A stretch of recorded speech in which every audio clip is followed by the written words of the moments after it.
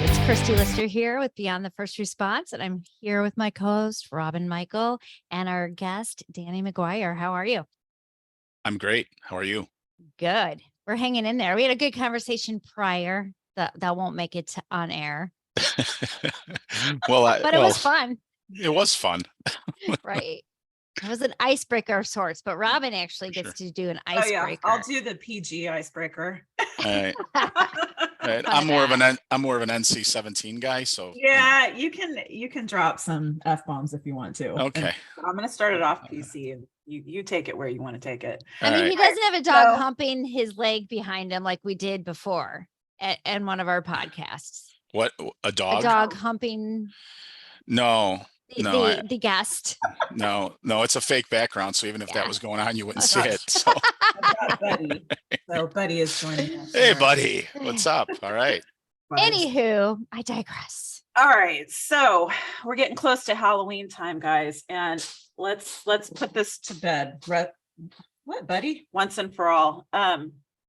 Candy corn, yes or no? 100%, yes. I knew I liked you, Danny. I knew you were my people. Yes. Yeah, candy corn. How do you eat it though? People, I don't know. How can you not? Like, well, it's compressed sugar. I don't get it. Well, so the way I eat it is I go from the tip first and work my way back. Yes, right? Each color. Yeah. Right. Yeah. The only way. I think absolutely. You break apart. Like if you're really careful with it, each section breaks apart. Yep. Very nicely. Yeah. Yeah. I think that's done purposely. I don't know. I'll have to ask somebody at Brock's, but hey. Right. I think it's at Brock's. I think so. Or the pumpkins too. Those little candy corn type pumpkins too. Yeah, those are good too. Yeah. And then I get sick to my stomach and say I'm never going to have them again. And then I'm at the store and look, a bag is in my cart. I don't know how that happens, but it does. I know. I don't know who puts it in there. Absolutely. 100%. Yeah. So I'm so grateful to have met you. So we met at a conference an expo conference in Champaign, Illinois. Mm-hmm. And I'm a true believer people come into our lives for a reason, like we were talking about. And you touched my heart with what you said up there when you spoke. So would you like to first introduce yourself so people know who you are? Sure. My name is Danny McGuire Jr. I'm a second generation law enforcement professional. My dad was a Chicago police officer as well. He was a Vietnam veteran, Chicago police officer. He was on the SWAT team. Then we called it HPT back then. And even when I was on it, it was HPT. Then he became a bomb tech and then he retired. So I kind of looked up to him as a kid. So that's what I wanted to do. So I did that. I got hurt on the job. And because of the injury and subsequent surgeries, I had to leave after 20 years of service, almost 21. I teach at Calumet College of St. Joseph. I run the program there, department chair of the traditional criminal justice program and the public safety program. And what's unique about the public safety program is it's made for first responders, mostly law enforcement. And most of our students are Chicago police officers. So when I teach classes, if I have 20 people in class, usually 18 to 19 are a Chicago police officer going back to school to get a bachelor's or a master's degree. I also do mental health therapy as an intern at Augustine Associates, and I only deal with first responders. So that's kind of what I do. That's who I am. In a nutshell. In a nutshell. There's a whole litany of other things, but we can't get into that, right? But right. Not on this show. No. Right. But at the end of the day, even though you had to leave the job, you're still giving back to public service and police officers. It'll always be in your blood. Oh yeah. Well, I'm built to serve, right? Someone gave me a book once. So I went to school. I got a master's in counseling at Adler, and I got a doctorate of education from Olivet. I went on to get 2 more masters later on afterwards. And during my doctoral studies, which was a leadership doctorate, someone handed me a book and it said, "This is you." And the book was called Built to Serve. And don't ask me the author because I don't remember. But I remember reading most of the book and thinking, yes, this is how I was made. I was made to do things for other people. And even my tagline and my auto signature of every email I have is Luke, from the book of Luke, that says, "For one much is given, much is expected," basically. So God has given me this unique talent to be able to be educated and also be able to serve. So I use that in kind of a unique blend to help my fellow, first responders, people. I have a special needs son too. So I work with special needs families as well. So that kind of gives me my drive every day. Mhm. And that's huge. And I know how difficult that is in general to have a special needs child and then to take on, being a first responder as well. It adds up in the stress, and that affects a lot of people. And I've noticed a lot of police officers have a child that is autistic or has Mhm. other special needs. Yeah, my son has autism. He's 22 and he was diagnosed the day before his second birthday. So oh man, it's almost 21 years of, and he's Danny the third. So, so it was challenging for a long time, and it led to a lot of issues. Recently I had an officer, if I can share, talk about his special needs son, and, the way he articulated it was, this has pretty much ruined my life. And I told him that I don't believe that I'm hearing that your son ruined your life, right? And he's like, well, I don't know. And I said, I think that the autism kind of affected your life, but it's certainly not ruined, right? Because we're talking right now. It's certainly not ruined. And, there's always a positive and a negative. There's a reason why this happened, right? And people will tell you God only gives you what you can handle. And I don't believe that. I believe that he gives you the strength to handle what you're given, right? Right. Yeah, I like that. Right. Here's the boat. Here's the oars. Row it. Right. Right. Keep going. Right. So I'm giving you that kind of strength. Don't give up. Yeah. That's true. That's beautifully put. Yeah. Life isn't supposed to be easy. No, no. It's I mean, I think that we all have it in us, like you said, the strength to carry through these challenges that we're given. Sorry, my dog is having some issues right now. And it's up to us to decide if we're going to be the victim of our circumstances or if we're going to take it and try to find something positive. And something positive for me, Christy, you is different for the next person, Right. Christy and I decided to go down this path, and you took a similar path. Though I am very impressed by your education, I must say. I think about doing that stuff and I'm like, nah, it's fine. I'm good. what I get a lot from people is that, and when they say this, my response is pretty direct. When they say, I can't believe you're that smart for a cop. Oh, Right. And Wow. that's kind of what I do. I go, oh, really? And then they walk themselves into my speech, right? Because I'm like, okay, now you're going to be a captive audience for the next 5 minutes, because I'm going to explain why police officers are smarter than doctors and lawyers, because we need more recall knowledge than they do. They have the benefit of being able to sit back. They get MRIs, they look at the test results, they call colleagues, they have reference books. Lawyers have all these books. We don't have time to do that, right? Yeah. If we take someone's freedom today because they've broken a law, we know what the law is. We have to articulate it on a piece of paper. Now with body cameras, we have to be congruent to what the body camera is showing. So is a police officer dumb? Absolutely not. They're probably the smartest people on the planet because of what they do by the nature of their job. Right. So, and also find somebody who'll put on a bulletproof vest and go out and give their life for someone they've never met before in a split second. I challenge anybody to find another career like that. And do that for a long period of time and not walk away with some sort of emotional, mental, or physical stress, Right. Right.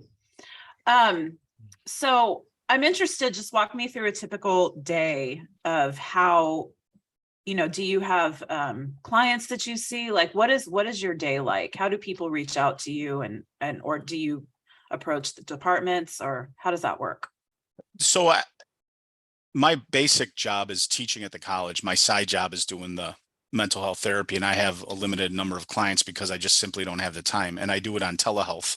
So I do it in this kind of format through encrypted. Zoom is encrypted, different things like that, locking rooms. And so I do my therapy on telehealth because my life with Danny does not allow me to be that mobile and do things from an office. I just simply can't. So I do it that way. They get a hold of me usually by word of mouth, or, they'll email me or they'll text me. I give all my clients, like some psychologists or, therapists. I'm a master degree therapist, intern. Some people won't give their personal number. They give a Google number. I give my personal number. These are usually special needs families or officers. And as both of you know, that sometimes that text message might, responding to it or giving a quick, like, hey, there's at least 4 or 5 people that I text on a daily basis. So like, hey, how you doing? Just to follow up, because I'm worried about maybe not them taking that ultimate step of, taking that permanent solution to a temporary issue, right? I'm more worried about their mental state and how they're handling the stress that they're dealing with, right? And usually these police officers, I've always said this, if you're in trouble, that's when I want to talk to you. I don't, when police officers are in trouble, we tend to, in our society, go, oh man, I don't want to talk to you. The FBI is going to want to talk to me. I really don't care about that, right? I really don't care about that. I want to make sure that you get through this problem, because I know that problems are temporary and that there's a brighter side. I've seen people struggle and succeed after their struggle, and I've seen people struggle and fail. Okay. And the determining factor of that is support sometimes, right? If you don't have the support system, and it could simply be a text like, hey buddy, or hey sister, how you doing? Right? That could change someone's whole day. Right? So to answer your question, I know I made it a long story. They usually get a hold of me word of mouth, or, if I sense a student is struggling, with something, I'll suggest a colleague in the field, because maybe if I'm their teacher, I don't want to actually treat them. But also the word of mouth is out there too. Most of the people that I treat are telling their friends or people that they think need help, like, you should talk to him. Do you feel sometimes, like, just as someone listening to you, and, I give out my personal number too, but you're definitely on a different level. How do you handle that responsibility? So say if something does happen to that person, does it ever get to be a lot for you? Because, I'm sure that you have dealt with your own struggles too. And how do you keep that separation? That's a hard thing, because you get emotionally invested in people, right? And as someone doing therapy with somebody, you're supposed to keep this client therapist privilege thing, and working together, and you're trying to keep that emotional attachment low for the sake of their therapeutic progress, but you still get emotionally attached, because you can't help when you've been there and done that. As I like to say, you've eaten that shit sandwich, what it smells like, what it tastes like, what it looks like. So when they present these things to you, you're like, oh yeah, and keeping that emotion in check is very difficult. So I've never had a client actually, take that step. But, I've had a former client attempt, but I've never had it actually happen. So I've never really dealt with that. So the emotions, I don't know, but knowing myself and knowing how life works, experience, as you both know, that there's things that you cannot stop. Yeah. And if people are determined to do that, they're going to do it. I was a chief hostage negotiator for the SWAT team before I was hurt on Chicago. So you'd watch these conversations with negotiators doing that. You're supervising them, or you're doing them yourself. And you're hearing the pain in this person's voice that you've never met before. And they're like, my girlfriend cheated on me. I lost my job, and my dad died. They just got hit with a triple whammy, and they're like, I'm done. So you talk to this person for 8 hours, and you're making this progress, right? And you're fine. And then all of a sudden they go, you know what, I got to go. And you hear pop, or, you just hear whatever you hear. And you're like, how did that happen? And I remember looking at one of my negotiators once who took it very personally. This is someone they never met before, someone of a different socioeconomic status, someone of a different, race and gender, and I said, you should understand that you prolonged that person's life, and they had someone nice to talk to and listen to them for the period of time before they decided that they were going to do this. And there's really nothing we could have done about it. So I want you to think of that. And I had to work with that individual for quite some time, and really work that person through the emotions. I mean, he wanted to quit being a negotiator. I can't do this. I failed. I'm like, you did not fail. Right. So working through the emotions of somebody doing that is difficult. However, at the end of the day, we have to remember if someone decides that they're going to do that, they're determined. Yeah. And they're going to do it. They might not do it today. It's fleeting, right? Today they're in a place where I'm going to do this, and then they could go years, and then all of a sudden we're all shocked that it happened, right? So Right. you just have to work through that and understand that there's not much that we could have done to prevent this, but while we're here, we try. Right. Yeah, I just hearing you talk about hostage negotiation jobs and that kind of stuff, and just police officers in general. I think that this country, with everything that has transpired over the last few years, it takes a very compassionate person to be able to look at somebody who's doing a very bad thing and take all that out and look into their soul and say, what happened to you to make you like this? What is going on with you? Well, And it's, go ahead. Well, I'm sorry to interrupt, but there's a couple things going on with our law enforcement professionals now. They're wearing too many hats, right? If you go Yeah. to a doctor and you're diagnosed with cancer, what kind of cancer do you have? Do you have testicular cancer? Do you have cancer of your knee? Do you have cancer, lung cancer? They're all specialists. You're expecting law enforcement professionals to be medics, Yeah. social workers, psychologists, marriage counselors, and a number of other things you're expecting them to do. How can you humanly do that? It is unbelievable pressure to perform on a daily basis, handling an array of issues, and plus be in some of the suburban areas, a traffic specialist, a traffic crash specialist. You might not have the manpower to handle things, plus the manpower issues. No one wants to be a police officer anymore, and I can't say that I blame them. As a former sergeant, how can I rightfully go out to a police officer and say, go get him? How many officers is Chicago down? I don't know. I don't know feel that like for it's sure. 80, but that seems very low to me, that it's only 80 officers that they're down. So that might be a different city that I'm thinking of. I don't know. I know that their manpower is an issue. They just gave a test. And I know people that took the test, and God bless them. When I was on the job, I really enjoyed my time there. And I enjoyed the people I worked with and the camaraderie and things like that. But it seems like I'm told now with teaching the students, and again, I understand there's positive people and there's negative people. There's givers and there's takers, Right. Positive energy, negative energy.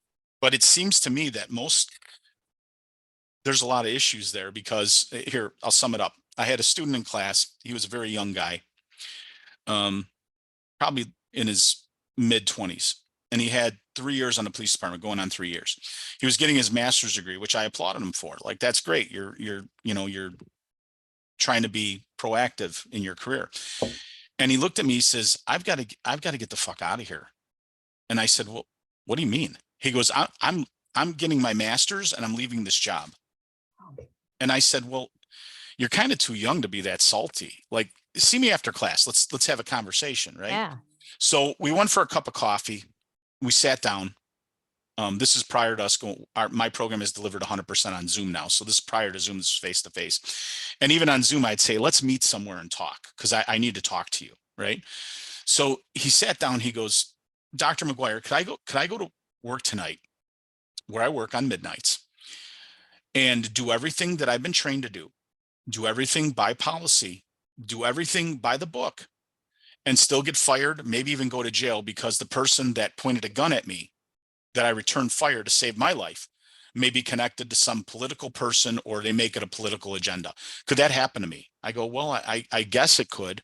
I mean, you're really reaching, there'd be an investigation. He goes, could it happen? Is there a possibility? I said, well, sure. He goes, then why the fuck would I want to stay here? Right. Why would I want to stay here? He was very angry, visibly shaken by the whole thing. And I said, well, let's get your master's degree. Let's stay in contact with each other. Let's talk on a regular basis. Now, this is like free of charge. This is peer support stuff, right? I'm not going to charge, we don't, mental health therapy. This is, bro to bro, right? Bro to sis, whatever. And I'm trying to get them in a right place where they can achieve their goals. So if your goal is to get your master's degree and get the hell out of here, and it's going to make you happy, right? Like Carl Rogers, like existence, happy, humanistic, right? What's going to make you happy?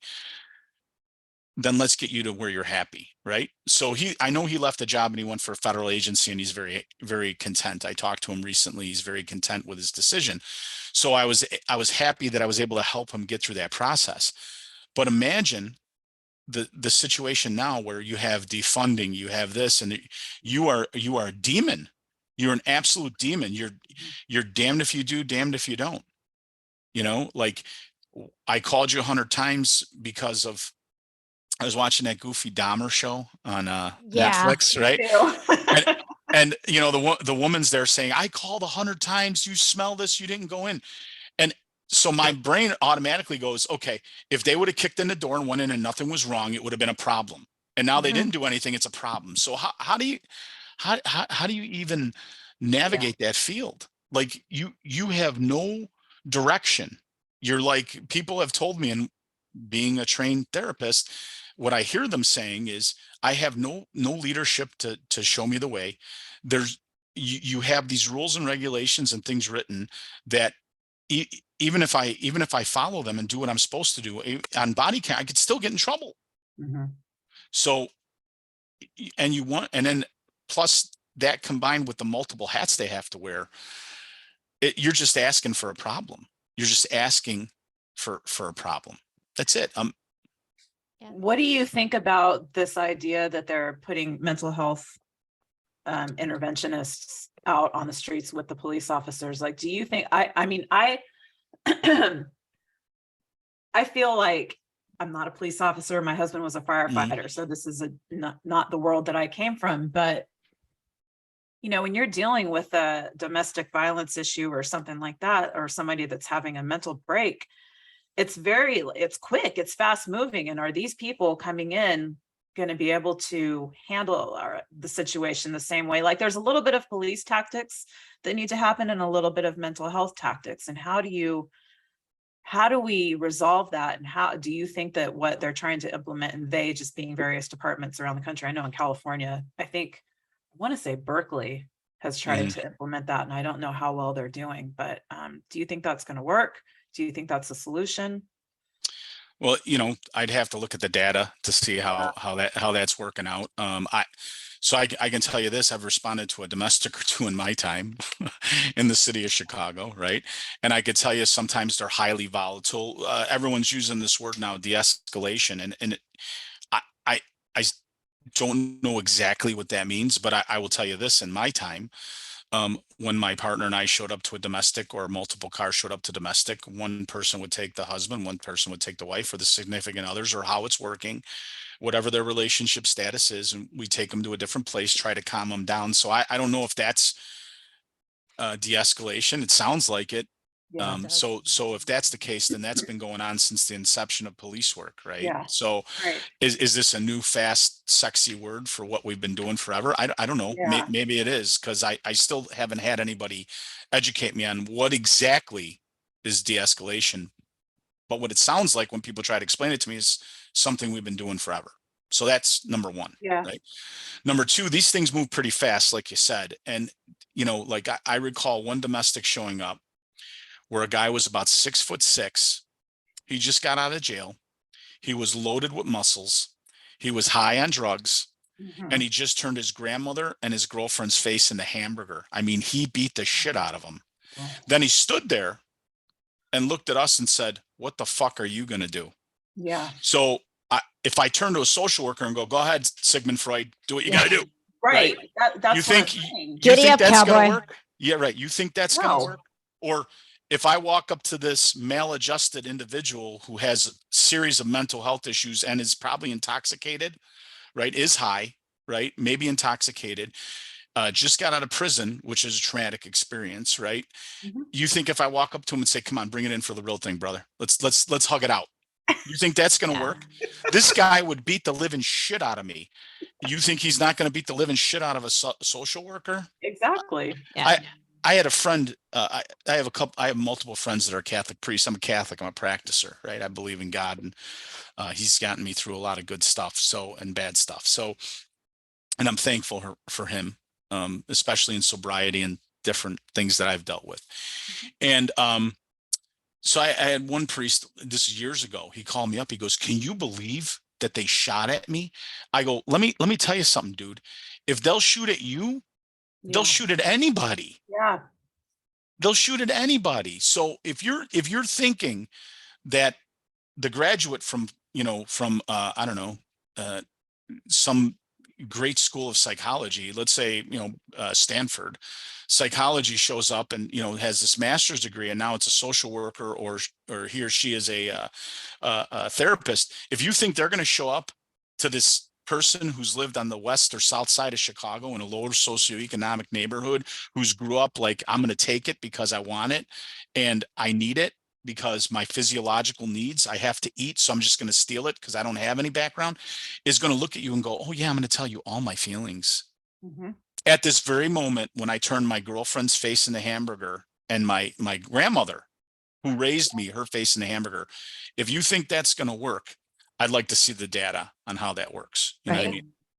Let's talk about the triangle based on that we were talking Sure. about before. Do you want to go ahead and elaborate? Because this was a pre-conversation before you even got on, Robyn, and what we were Oh, discussing. before Yeah. when I was Yeah. driving 90 miles You, an hour down the freeway, you you were mean? you were late. Yeah. What? I'm I sorry. actually was 5 minutes early. Let's just be clear. I mean, I just said, hold on, please. So from a humanistic standpoint, right? Like Abraham Maslow created this hierarchy of needs, right? And I look at this, I have it, I have an office in my house, right? I'm not in my office right now, but I'm in my office in my house. And on my wall to my right, I can look right at it. It's Abraham Maslow's hierarchy of needs, a drawing of it, and explains all the needs. So your bottom, the basis of everything is your physiological needs, right? Pooping, going to the bathroom, eating, drinking, sleeping, sex, those kind of things. That's your basic physiological needs. Then you go to the next step where it's safety. So safety of income, safety of home, personal safety. Then the next step up is love and belonging. Okay. So you have to be loved, accepted, things like that. The next one's esteem, your self-esteem, being, recognized by others.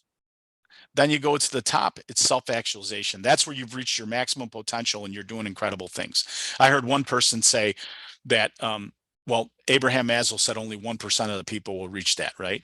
So someone equated it, said, so if you're the next Mother Teresa of Calcutta, or the next Mahatma Gandhi, or you're the next great innovator of our time, then you'll reach self-actualization, right? So I have this whole theory based on that, with some looking into myself, because I've been a shit show, right? Pretty much my entire adult life. So, which some of it's based on the job, some of it's based on past traumatic experiences. Some, a lot of it has to do with my son and his stuff, not him, but his condition, autism, right?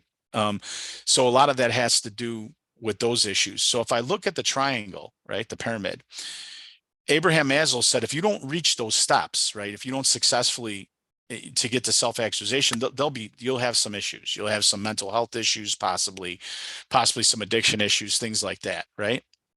So if we look at all the people that there's, clients that I look at, their past clients, and I think of, this person does not have safety, right? Like, why are the police officers so stressed out and problematic? What I just said was they don't have personal safety. So the second step up is skewed for them. Okay. They don't have personal safety. Like, I'm worried about losing my job, Yeah. right? I'm worried about my personal safety. I'm worried about losing my family, right? Because of this. So how the hell can they reach self-actualization as a person or a police officer or anything? So that's kind of where I look at stuff. And then when I have a particular client come to me, I'll look at them and say, okay, well, when they're talking, I'm like, all right. And what they present, I'll say, okay, this person has safety concerns, Mhm. right? Or this person has love and belong. They all hate us. They hate us. They hate the police. Well, your love and belonging is like skewed too. Your safety and both of those, like, just take those right out of the pyramid. right? So how are you supposed to reach self-actualization or esteem or love and belonging if you feel that way? I feel like love and belonging should come before safety, because then you're going to feel, and I realize that, this is what I think. Because when you have that love and belonging, you are safe. You have a safe place at home. Well, okay. So let's talk about that, right? So you ever hear the saying, like, you can't be good for anyone else unless you're good for yourself? Yes. So how can you be good for yourself if you don't have safety? True. Boom, mic drop. I was What? just going to go. I wish I had a mic drop sound. You know what I'm looking for now. Right. That's Right. why he's a doctor and we are not. Right. Well, I'm That's not. why I'm a mortgage lender. I'm not. Listen, I'm not a real doctor, right? I'm a mom. I'm well, that's the best doctor, right? The mom. So I'm not a real doctor. I always tell people, like, if you fall out, like if someone calls me Dr. McGuire, I go, look, just call me Danny, right? Because that all those things that you see behind you, that doesn't really mean a hill of beans in life, right? Because we're who we are, right? You can have I'm not impressed by education or your title or status. I'm impressed by the human being you are. Right? What you do for others, the gifts you have, are you sharing them with people, or are you just selfish? Right? So when someone calls me doctor, I go, my name's Danny. Right? And when I was on the job, someone called me Sarge. I go, look, my name's Danny. We put our pants on the same way in the morning. I'm not different than anybody else, so it's Danny. And I always say this, I'm not a real doctor, right? I'm a doctor of education. So if you fall out, I can't help you, but I can bore you to death while you're going to meet the Lord. You're going to learn all about I'll sit differential there with you. statistics. Yeah. Right. You're going to learn all about, like, Maslow's hierarchy of needs. That's what you're going to learn, right? Here's the step you missed. Look to the Lord. Right. Exactly. Right. I see the lights. Right. Yeah. No, but I think it's important because there is that, like, I would have guessed you're not going to really feel safe unless you have people loving you. But I understand the opposite, because there are people that love you and supporting you, but you don't feel it because you're struggling inside. Correct. Internal safety. Correct. Not So necessarily the physical outside safety. Correct. You're not fully reaching the potential of safety, because now how can you have a relationship with somebody? Because then there's trust issues.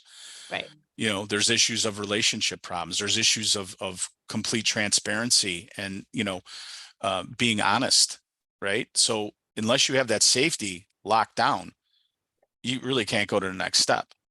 It's true.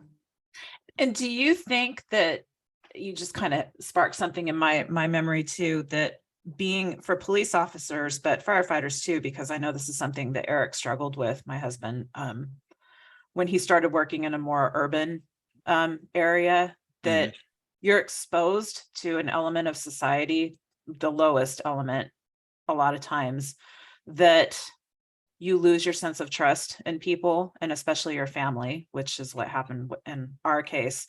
But it's skewed. It's not reality. It's just because that's what you're exposed to. And I know that that's probably part of the PTS. I forgot where I was going with this, but just I know that's how do you find that piece comes and goes, I guess is what I'm saying. Like, you have it, and then you have this job that's exposing you to really bad things, and then you lose it. Can you get it back again? So I'm going to explain this in kind of a story. Dumb it down. Okay. Right. All right. So, Thanks. So here we go. So, sometimes I have clients that have relationship issues, right? And I'll be talking to both parties, right? They'll say, hey, can you talk to my wife? Can you talk to my husband? Can you talk to my significant other? Because they're just not getting it, right? So I'll bring them in and I'll talk to both of them. And then I'll explain to the significant other who's not a first responder. Do you know what the common responses to trauma are? Just curious, right? And I'll tell them the average person experiences a trauma 1 to 2 times in their entire life, average. A first responder who works in an urban area may experience 20 in their career, maybe more. Like someone who works in a lower socioeconomic area of Chicago will experience trauma like on warp speed. By the time they have 5 years, they may have 25 instances. And I'm not talking about like, primary trauma where they have somebody point a gun at them. That may be part of it, but they see a kid with their head cut off. I mean, it happens, Yeah. You know, someone beat to death, a dead person, someone shot to death, right? Someone run over by a car, or they have to pick up body parts after someone's been hit by a train. Like this is a long these are things that happen, right? Or God forbid you're put in a situation where someone, you know, and someone had asked me this once, a traditional student. I taught traditionals, and they were like, oh, you know, cops like to shoot people. I'm like, I have never met one cop in my life that goes to work going, I'm gonna kill somebody today, right? And Yeah. if they did, they would be immediately identified Right. and they'd be removed from the system immediately. So Right. that's not accurate. So going back to what I was saying, you're experiencing all this trauma, and the common responses are like withdrawing from society. You have trust issues. You don't want to deal with people. You don't want to talk to people. When you come home from work, you just lay on the couch because your whole system is working, right? Like, you know, the science on it is when you're faced with, even when you're in the squad car and nothing's happening, you're at this heightened state of alert, Right. right? Yeah. You're at this heightened state. So everything is working different. Like you're always thirsty because there's no saliva, right? Your heart rate is going, right? You're releasing all of these, you know, the sugar from your system because it helps you with the adrenaline and keep you going, right?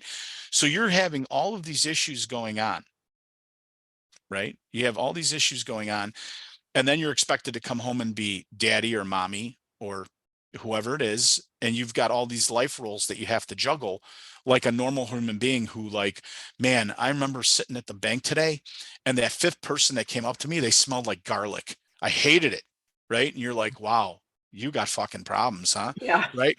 Where like you just saw somebody dead. I'm not talking like in a coffin, like at a wake where you go and you say your prayers. I'm talking like Yeah. they're mutilated. Right.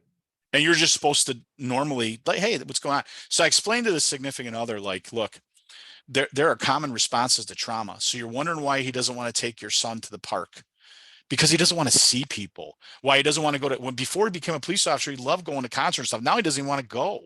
He doesn't even want to go to a sporting event. He used to love going to hockey games. Now he doesn't even want to go because he's apprehensive of being in that environment. He doesn't know what's going to happen. And he's looking for, and whenever we're in it, one time somebody said, he's always looking at other women when we're in a restaurant. I go, really? And I looked at him, I go, you looking at other women? He goes, no, I'm not. I go, what are you looking at then? And he goes, I'm looking at everybody that's in that restaurant because I don't know who they are, you know, and then somebody who walks in that might look like, you know, your stereotypical gang thug. I'm not trying to, you know, mischaracterize anybody or misrepresent or paint somebody with a picture, but That's fine. The neck tattoos give it away. correct. Right. And so when, you know, so I wrote a book chapter on why police do what they do. Right. So in the book chapter, I found some research by a guy named Skolnick who said, observing police officers, that police officers find this, they have this, like this keen sense. It's almost like a sixth sense where they can determine if someone's he called it a silent assailant, where because of their nature and their job and constantly being around danger, they develop this, like, I don't like that guy. Yeah. And I do it all the time in my life. And Yeah. my My friends, husband was doing it, right, especially the closer right, to the day he died, he was doing it a lot. right. I call the bullshit detector, right? So when someone Yeah. sees somebody, because based on what we have to deal with on a regular basis, we see somebody and we go, that guy's an asshole, right? Yeah. Like, I don't even want to deal with him. And everyone's like, oh, he's cool, he hangs out. And then 6 months later, they come up and go, can you believe what this guy did? And you're like, Yeah. yeah, knew it.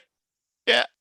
You know, Told you so. right. Take the pebble from my hand, grasshopper. Yeah. Right. Like you know these things. So, you know, when you look at all of those things that happen in totality, that equals what we're talking about here. Why they do what they do, right? Like, why do they close themselves off to society? The trust issue you're talking about.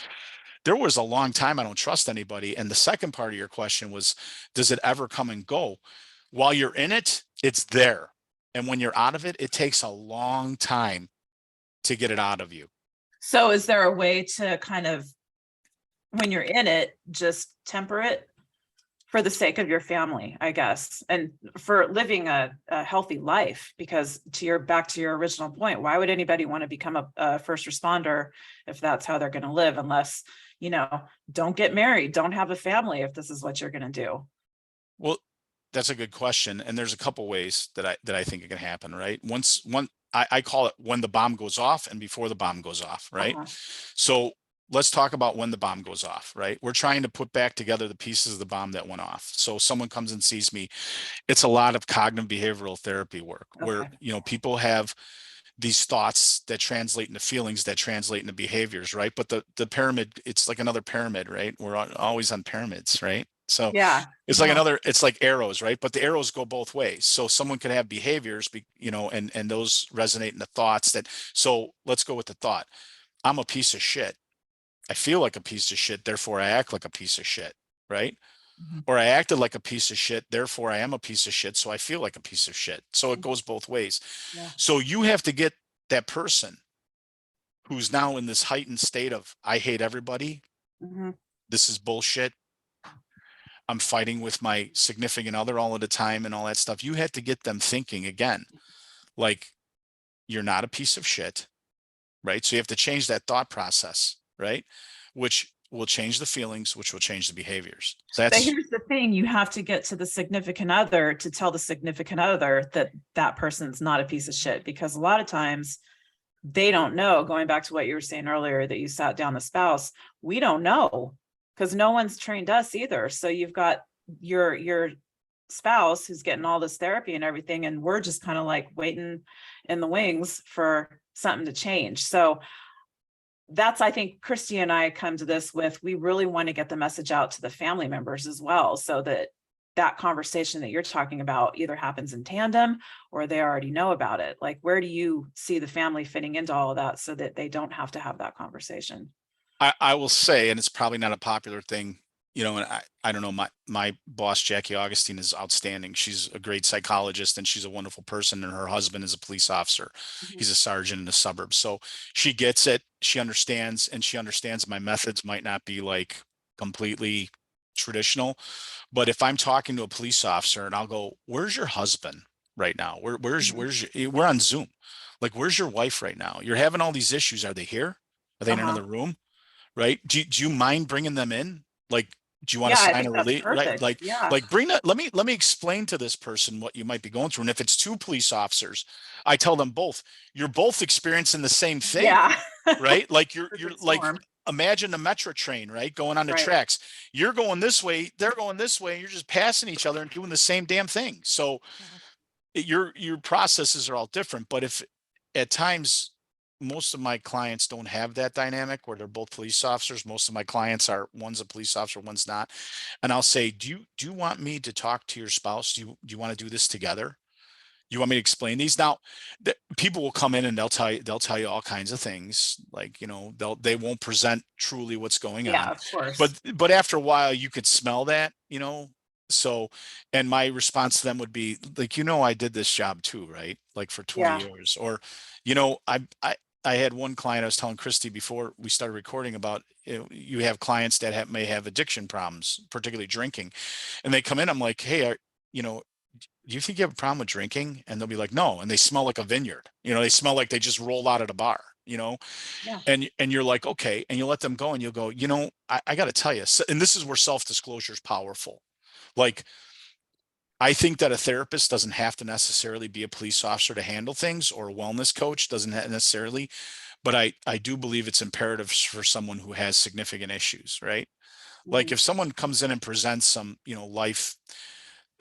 some life challenges that are, that everyone faces on a daily basis, I could see. But if someone isn't really, and I'm not suggesting that therapists that are not police officers can't do that, right? That's not what I'm saying, but it helps to have self-disclosure and a story, right? So it helps to be autobiographical. This is where it helps. They'll tell you in school, don't be autobiographical. Well, I think that's because a lot of people don't have that experience. That's why they're telling you that, right? So I'll say, I spent 6 years, 11 months and 2 weeks sober, and I started drinking again when I got divorced the first time. And I drank for 14 years and I lied to myself every fucking day. I'll tell them like that. And then I decided to get sober again. So as I'm sitting here listening to you, I see myself. Mhm. So you were saying, and they're like, all right, I got a drinking problem. Absolutely. And then you're like, yeah, okay. Right. So, or they'll try to tell you about the relationship problem. You're like, are you having an affair on your spouse? Mhm. And they'll no, no, no. And I'm like, let me tell you a story. Right. I'm divorced twice. Right. And there's a reason for it. So I might have an idea what you're talking about right now. So for this relationship to work, we have to be 100% honest with each other. Right. Well, then they start looking at to you as a peer versus a superior. Correct. And police officers hate superiors. Yeah. First Well, responders hate superiors, too. Yeah.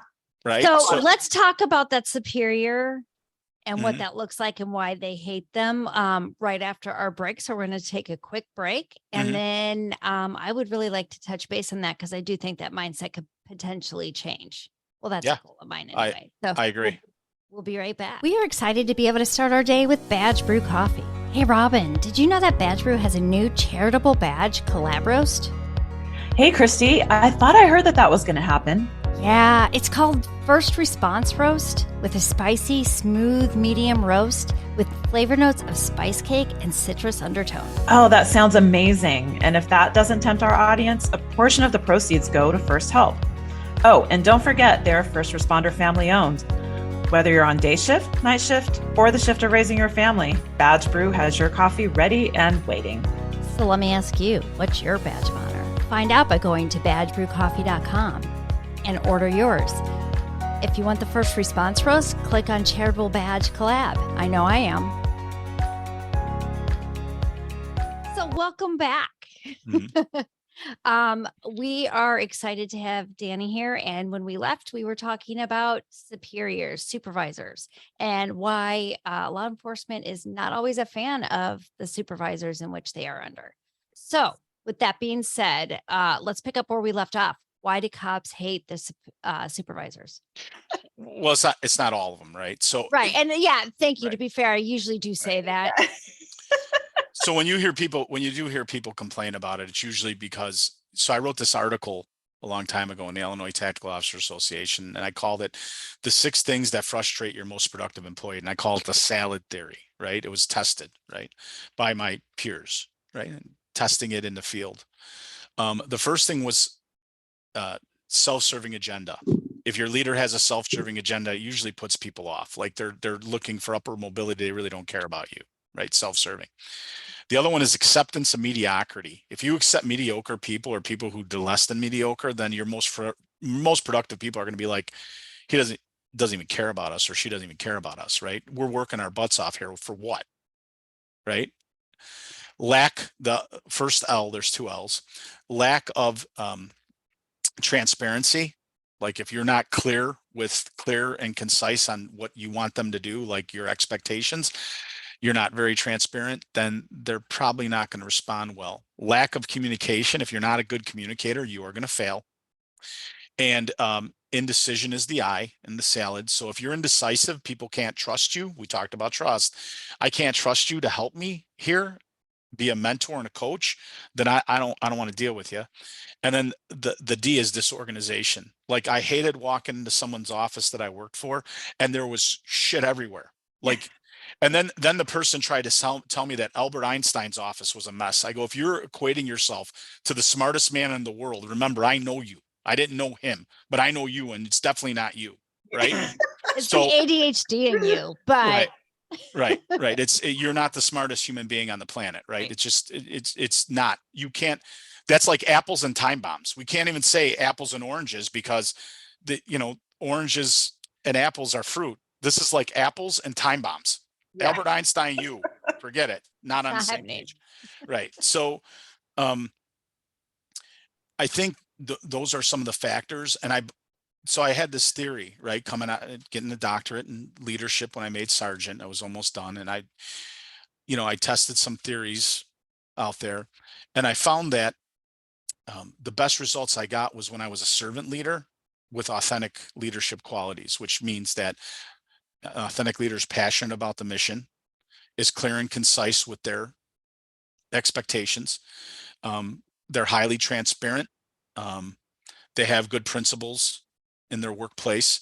And a servant basically puts people ahead of themselves, puts the mission ahead of themselves.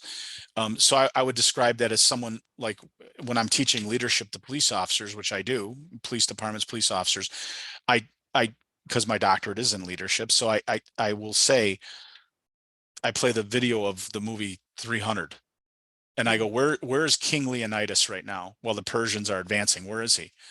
He's the king. Where is he? Where's the other king? Right? The other king's in the back going, go, right? You think people are going to fight for that guy with the same vigor they're going to fight with the guy that's in front? Yeah. Absolutely not. So be the person who leads from the front. Be a coach, be a mentor, be honest. I always hated when someone said on a police department, you're like, hey, Sarge, how do I do this? They're like, I don't know, read the general order. That translated from reality to bullshit is, I don't know. Don't ask me. Right. And I don't have the time to help you. So F off. Right. So you say to somebody like, look, I don't know, but let's find out together. Let's work on this. Right. When people see that you're actually there for them and you actually care about them. And another thing I always say is actually care about people. If you say you care about people, don't act like you do care, but you really don't, because people can smell that. They can sense it. Actually care about people. If you ask somebody, how's it going? Be expected to have a conversation. And I learned that. So I went to Clemson University for a master's of public administration. And I was down there for an alumni event. And I went to buy low because they ran out of foods and beverages, I guess. More beverages than food. So I had to go to buy, right. I had to go to buy low. And as I was walking in, this older African-American couple's walking out, right? I mean, we're talking late 70s. So the guy tips his hat to me. I look at him. He says, good afternoon. And I looked at him. I said, how you doing? He goes, let me tell you how I'm doing. I'm going to Ella Mae's house, my daughter, and that girl don't use pig feet in her greens. Now that changes the whole damn profile of flavor. And he goes into this like 10-minute thing about the greens standing there in the parking lot. And I'm like, what the fuck is like, I don't care. But I asked him, how you doing? Right. Yeah. And he told me, and the wife is interjecting. I told her too.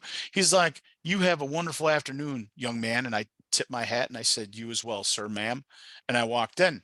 Then I'm standing in line and I have one of my fellow alums with me. Right. I'm reason I'm telling the story. Right.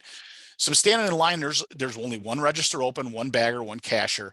There's like 15 people in line. And I'm like, what the hell? Come on, man, let's roll. And they're reading magazines, they're talking to each other. And my friend who's from down there says, you know, Yankee, call me a Yankee, it don't work down here like it does in Chicago. You know, we're not in a hurry down here, you know? Okay. So I get up to the checker girl and the bagger.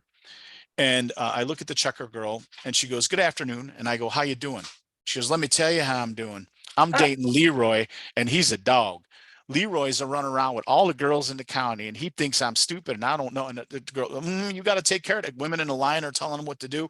And I'm like, I asked again. So as we're leaving, my friend who was with me said, listen, if you ask people how they're doing down here, they're going to tell you.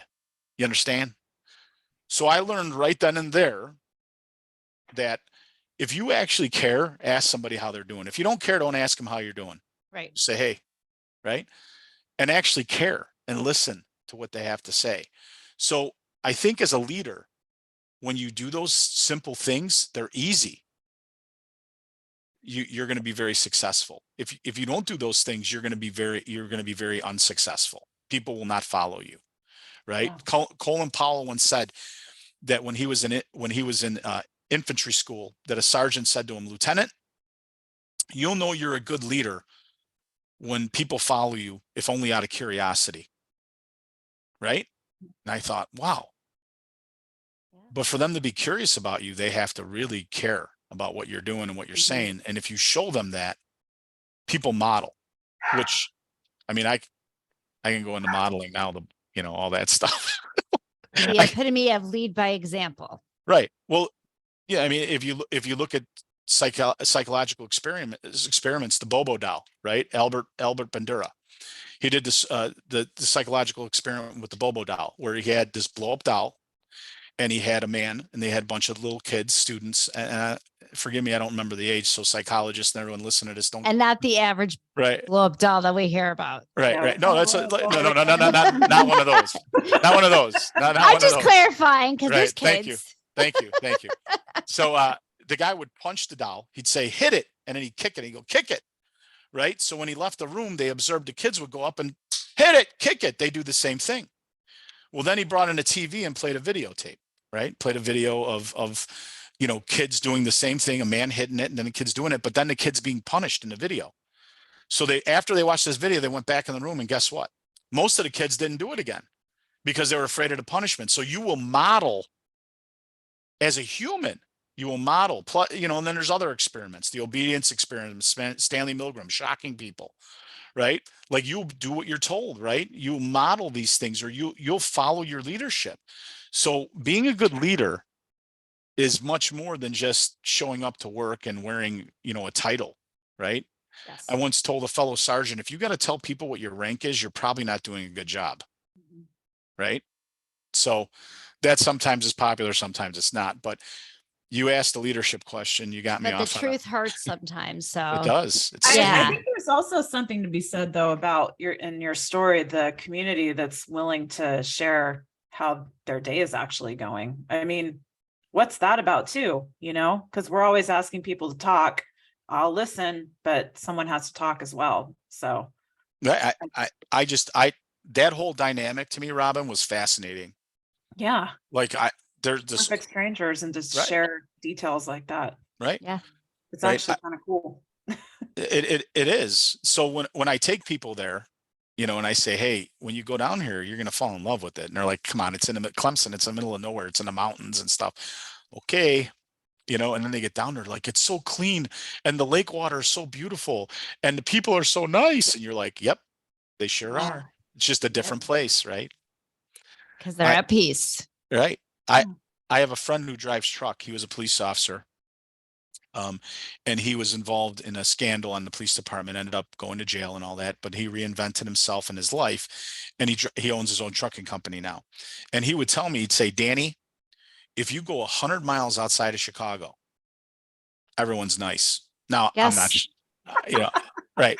I'm like, I think you could change the name of Chicago with every urban environment, you know, because Yeah, I just absolutely. think, right. You know, it's just urban environment in general. But no, yes, Yeah, right. absolutely.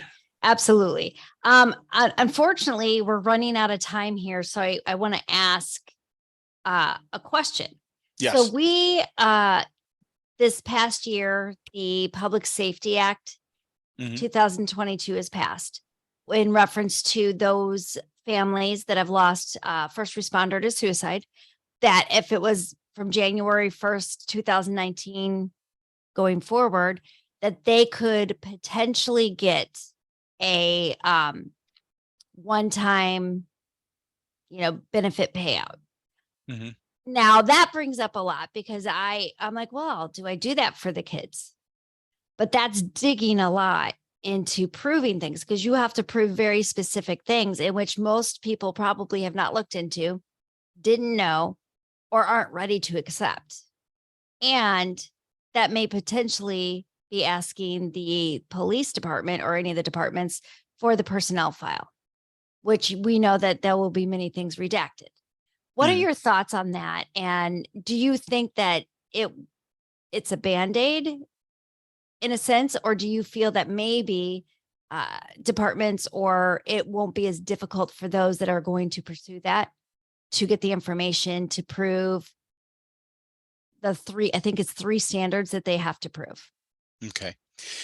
So I'm unfamiliar with the standards of that, but I do have a lot on this, you know, and I've contemplated it a lot and I've thought of it from a mental health standpoint, from a leadership standpoint, and someone who actually cares. I love first responders. It's part of who I am. It's part of everything I'll do for the rest of my life. Right. And I do believe that for one, much is given, much is expected. So I am sharing. I'm doing my best to do that. Right. Right. So let me preface it by saying that. Right. I think it's a Band-Aid on a bullet hole. Right. Ditto.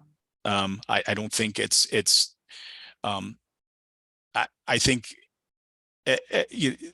when you get into politics of things, people do things so people get reactions and maybe to make popular decisions. But at the end of the day, I have a friend who was in a bad accident on the job. He died, right? And they brought him back to life.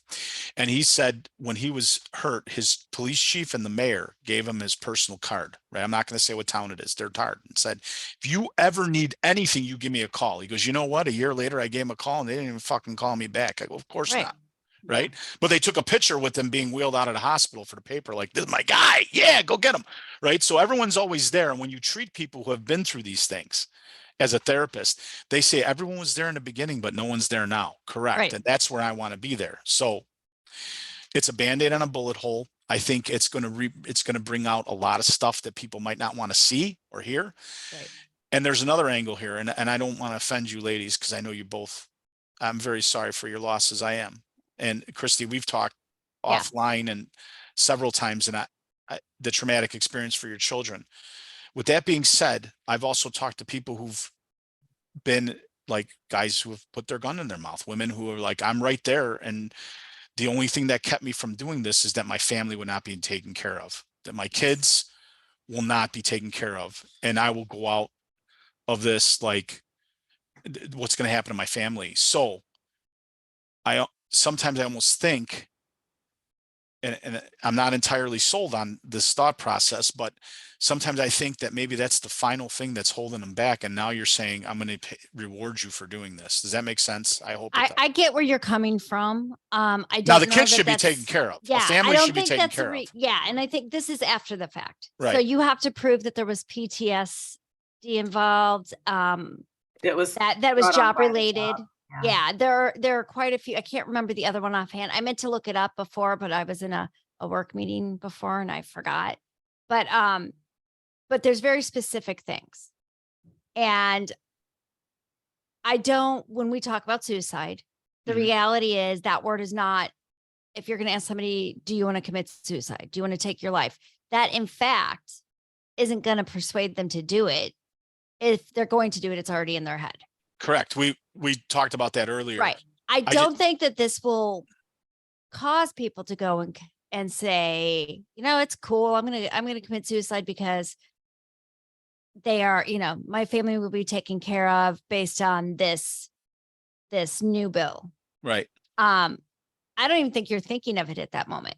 I don't believe in many ways that I had to tell the kids, Dad made a choice that he can't take back. Right. He Now- took a permanent solution to a temporary. This is temporary, right? Right. Sorry, Christy. No, that's okay. I was just going to say that I don't think that in that moment, these first responders are even thinking about any of that. Now, I did have an instance, and I don't know that I said this at the conference because I usually say it later. Ken went to work. The kids were little. I put them to bed. I took the gun out of the safe and I sat in the closet with it in my mouth. But exactly what you said, people are like, who's going to be there for my family? I'm like, my kids are going to find me. Who's going to take care of my kids? I didn't understand any of why I was doing that at that time, but all I knew is I had to be there for my kids. And to this day, that's why I'm here. Right. So the physical care and the financial care are two different things, right? Some people, like, I totally agree. When you're in that mental process of self-harm, you're not even thinking about the ramifications to your family or anybody else. You just want the pain to stop, right? Yeah. So I'll agree with that. And again, I'm basing that small opinion on what I've been told by people who have attempted self-harm that I've talked to. And they said the only thing that kept me from actually doing it was taking care of my family. Right. So, financially, physically, and all that stuff. So also too, the other side of the coin is, Christy and Robyn, is if someone's in front of me and I do suicide ideation because I think they're thinking of that, the way I address it is this way. I'll say to them, okay, I understand you're feeling that way. However, you do know that if you do that, your child is more likely to do that to themselves because you've almost given them permission, right? Modeling behavior as their parent. And they'll go, really? I go, yeah. And then I'll say, do you have, tell me about your children. They'll say, well, I have a son, he's 7 and I have a daughter that's 5. I go, who's going to walk your daughter down the aisle when she gets married? if you do that, or who's going to go to all your son's games or make sure that your son doesn't get bullied at school. You're going to be gone. And usually it's like, whoop, but that's someone who's ready to make that change. And again, someone who's in that mental process where I'm going to take my life might not even care what I'm saying. Right. Right. Yeah, and I'm gonna actually add another piece to that I do definitely believe, and I hope I never get to this place, but I think that someone who is suicidal to the moment in time where they're actually going to do it is blacked out or can be blacked out. Not every single one of them. My Right. husband shot himself one room away from our 10-year-old son when they were home alone together. And I'm sorry to hear that. So and he walked right by him, he knew he was there, and he was sitting in the living room waiting for me to come back home. So if he was able to do that, knowing what he was going to do to our son, having heard his dad take his life, possibly see it if he had opened the door, I can't imagine that he was in any frame of mind where he was thinking rationally, Sure. Correct. Sure. There, So I think, again, yeah. there's And different I get schools what of you're thought. saying. Yeah, everybody. Well, Right. and it's not even a school of thought. I don't think it's just Right. so individualized Well, that you're not going to get something that covers everybody. But I guess just as a country, like, can we take care of for those people that have followed through with it, and these poor families that are like us that are left behind. We're very lucky in California. There's the presumptive law went into effect about a month before he took his life. So I was able to fight, had an attorney, and we do get benefits from the state. But there's people, we know families in our organization that have nothing. They were left with Yeah. absolutely nothing. And those families should be compensated, but I don't think that they yeah. should have to go through the length of having to prove all of this stuff. I No, mean, Right. and like, Drudge it back up. I agree. right. I mean, that's completely ridiculous. And I'm sorry, I'm not that informed about it, but you said something, Robyn, that stuck out to me. They disassociate your husband, Mhm. and your poor child, but your husband disassociated himself from everything. Like you're talking about blackout. He is not even thinking about that. So that when people say like this is going to be another excuse for them just to do it because now their families be taken care of, that's where the argument comes in. Like, no, Yeah, right? They're not even in the mental state to talk about. there's no rational. It's like being blackout Right, drunk. right. It's Like you don't even remember. doing the suicide ideation. When I say those things, if this person is a person that has some resiliency and ability to associate and make connections with this stuff, that's when it works. Again, we said it right in the beginning. If someone is convinced, with my negotiator, if someone's convinced about doing this, they're going to do it. It might not be today, but it could be 5 years, 6 years from now, 10 years from now, 12, 20, we don't know. So Yeah. it's a fleeting thing. Yeah. And for a family in Illinois, now you're in California, Robyn, Yes. so it's different. So, and Christy, you're in Illinois. So having to go and prove those things is just going to rehash a whole bunch of shit for the Well, I family. had to prove it. I mean, I had to sit with about 5 days after it happened. The attorney we were staying at a hotel that our fire department put us up in for a while because it was in our house and couldn't go back there.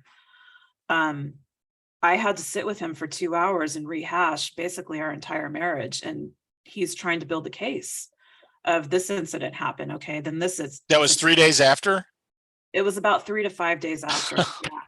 But at the same time, in my mind, I think it's better to I'm do it still in then shock. than 3 Yeah. years later. Yeah, I right then and there is probably the best because No, it was because I would have Right. forgotten. I would have Yeah. forgotten. He told me that. He said, I have to do this because you're going to start forgetting things. right. You're going to Wow. disassociate from it. Mhm. Wow. That I mean, for both of you and all the families that suffer through this, I'm sorry you have to go through this, especially your children and yourselves. I mean, it's definitely a dynamic that is unexplainable. And people always ask the magic question, like, what do you think caused this? Like, if I knew that, Yeah. if I knew that, then I certainly wouldn't be here. I'd be on some kind of magic show, Right. like Danny can look into a crystal Yeah. ball and It's cumulative what caused it. sure. There's a breaking point. It might be work that's the final breaking point. It might be personal, but at the end of the day, that person is on both sides and Right. it broke that person. 100%. Yeah. I families should be compensated for this, because it's not the family's fault.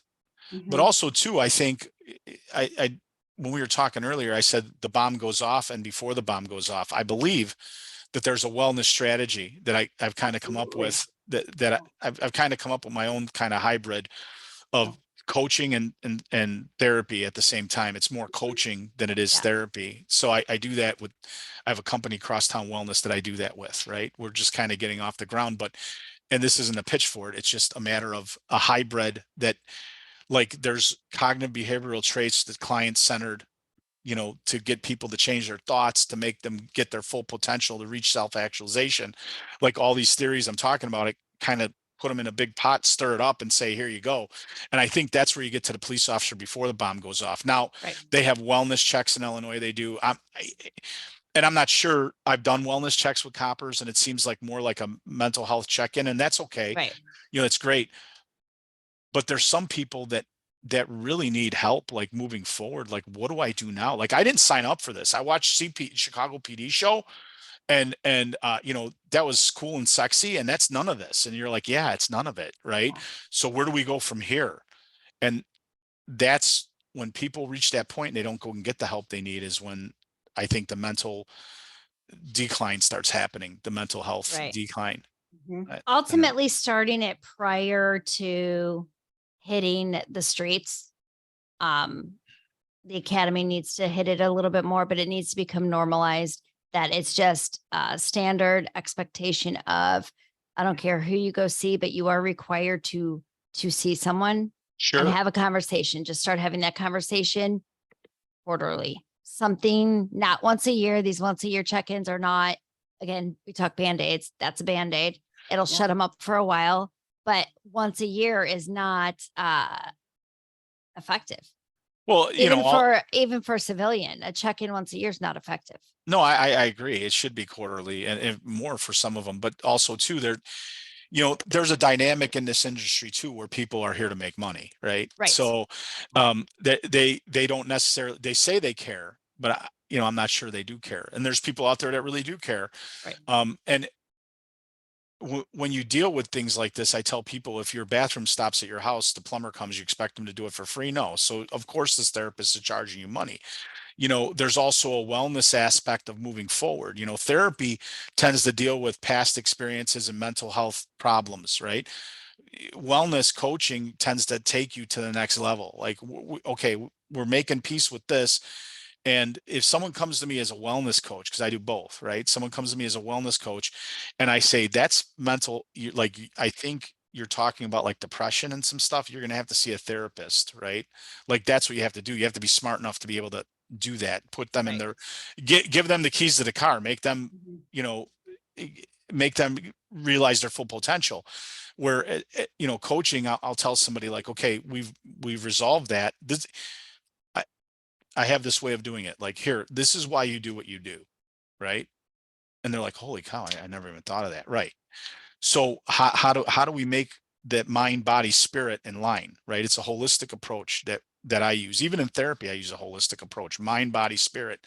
Like, if we can get your thoughts good, we get your body in shape, right? Because sometimes when you don't eat right, or you don't feel right, or you're not working out, you feel like sludge, and that's affecting your coconut too. Right. So, and then not only is it affecting that, but it's also affecting your spirit. Like, how many police officers, I have a men's group that I do Saturday morning, 7:30 at my parish.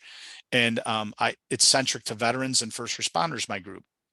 And we talk about scripture readings, Catholic, right? It's for men. We talk about scripture readings, and then we internalize them, right? We internalize those scripture readings, right? Talk about how what we're seeing. So that's the spirit, right? So you got mind, body, spirit. And I think once you get those things in line, it unlocks all kinds of doors for you. That's, again, my opinion. Agreed.